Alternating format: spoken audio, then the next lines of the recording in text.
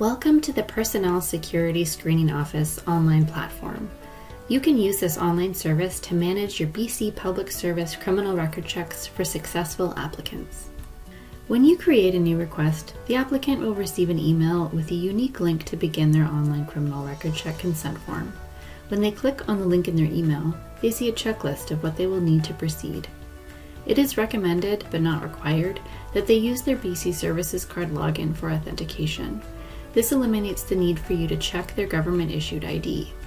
They can navigate to the BC Services Card page to set up their account if they don't have it already. The system will show the applicant which ministry the request is from and what the role is that the hiring manager entered when they created the request. The applicant must agree to the terms of use before proceeding by scrolling to the bottom and checking the box. Here, the applicant can choose to authenticate with their BC Services Card account login or continue without logging in. Using the BC Services Card login will speed up the application form process, and they can skip the ID verification step with the hiring manager. The applicant will provide their name, email, and phone number. If they have logged in, as we have done here, their name and email will be pre-populated from their BC Services Card account. If they have not logged in and they have only one name on their government-issued ID, they can select I have only a given name or a surname. The applicant will provide their date of birth and birthplace. Their date of birth will be pre-populated from their BC Services Card account. They can choose to provide their sex. If they have a BC driver's license, they can enter the number here, but it is not required. Similarly, if they already have a BC government employee ID number, they can enter it.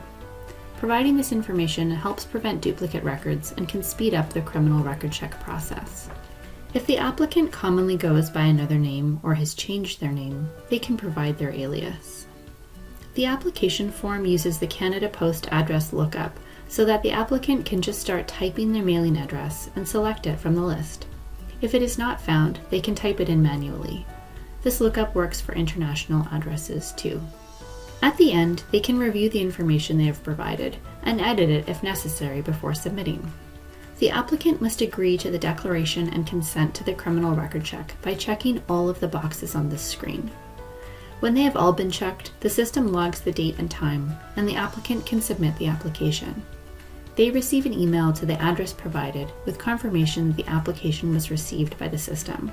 The hiring manager will now be able to track the progress of the application as it moves through the criminal record check process. And that is all the applicant needs to do to submit their consent to a criminal record check request.